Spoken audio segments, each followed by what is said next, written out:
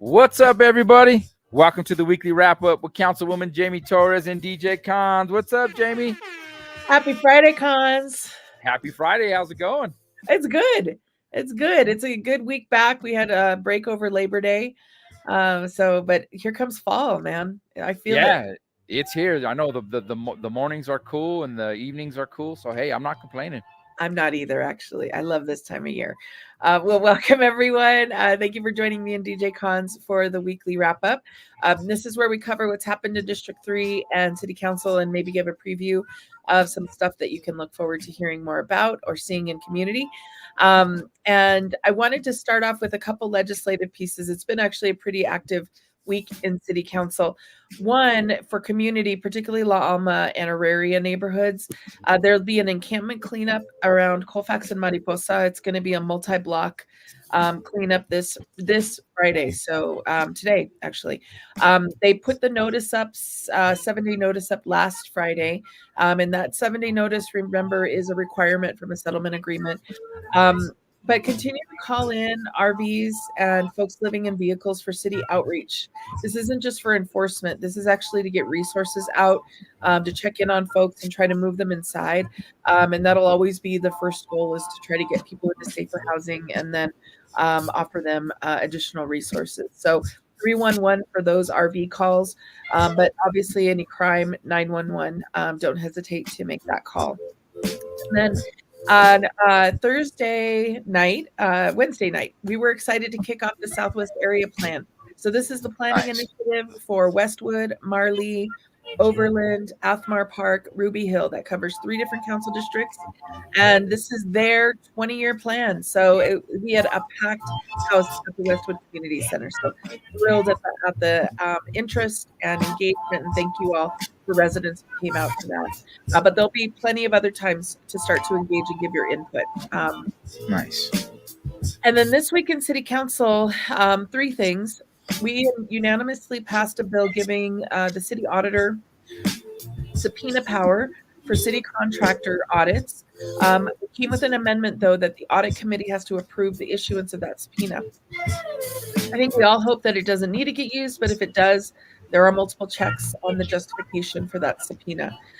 Secondly, ADUs, Cons, you know how much this is a supported effort in West Denver. Yeah, absolutely. Okay? And we're increasing the funding there by $800,000. So if you are planning to build an ADU and you meet their qualifications for income, or if you're going to rent it out, for what amount you're going to rent it at, you can get funding for construction. So West Denver Renaissance Collaborative, we'll put their link in the chat below. And then finally, okay, so South Platte River Committee, we meet monthly. Yes, this week we heard presentations related to Ball Arena development. So this is a big development. This will be a huge extension of basically another of downtown onto the Ball Arena parking lots. And so what passed out of committee were key items just for all of council to hear in October. So we still have all of the council hearings. And they are changes to the old City Hall view plane, the rezoning of the Ball Arena property, development agreements. So we have major agreements in there for affordable housing, economic development, open space, and then a trust agreement. This is directly with Kroenke Sports to make sure that the Nuggets and the Avalanche stay in Denver through 2050. So those are agreements that have to be signed all the time. And this is our chance to make sure that we keep the teams in Denver for a good long time as well. So that came through committee this week. So plenty of work happening. Awesome. I know. And then community meeting. So I want to talk about Weir Gulch in Barnum. So the last flood risk study for Weir Gulch was done back in 1972. So I wasn't even a glint in my mom's eye at that year, right? Neither was I. So since then, a lot of things have changed. And obviously, this even kind of reckons back to the 1965 flood, which my grandma remembers, right? My mom was just a baby at the time, but the whole west side remembers, and the north side, frankly, the 1965 flood. But that old data no longer reflects current flood risks. So a new study is being done to make sure there's a clearer picture of today's flood risks. Yeah, and so what are the next steps? So there's a study that's going to include updated ground elevation data, new rainfall information, current land use data, advanced like modeling, mapping, etc. And then all of this has to be shared with community, and folks want to be brought along. So Mile High Flood District will be sending notifications to property owners in the floodplain later this month. So that's going to be a lot of Barnum and Sun Valley, Westwood, and Barnum West. The next few meetings are happening over the next several weeks, over the next 2 months, really.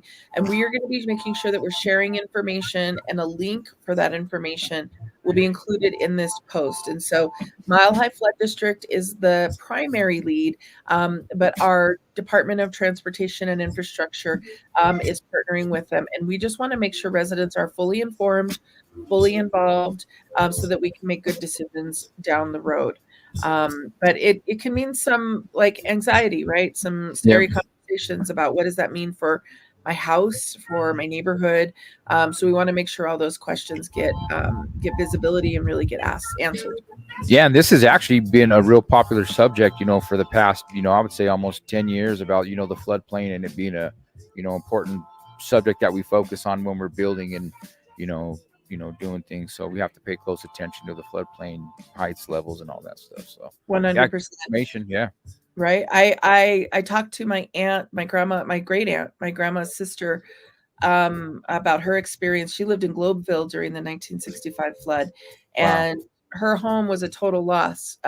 She had mud up to 6 feet high in her house. They had no belongings left to them. Like everything was a loss. And so we just can't allow that to happen to community again, both by making the flood safe or the river safer, but also making sure that we don't have homes in dangerous ways. So it is a big conversation. Absolutely. Yeah.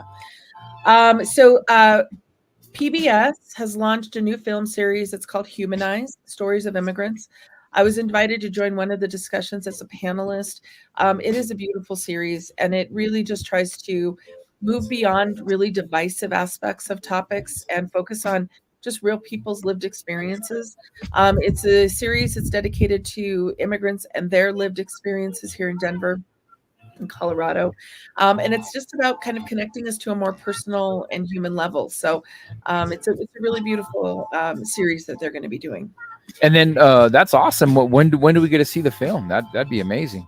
It is 7 episodes long, and it'll start airing Sunday evenings. It actually started on September 1st, so we're not too far along. You can watch them either over the air on your TV, or you can stream them. And so we'll put that link down below. But Rocky Mountain PBS also is making them available on their YouTube page. So there's going to be a part about this that's about kind of our most recently arrived migrants from Venezuela, but Colorado has always received immigrants, right? All over the world.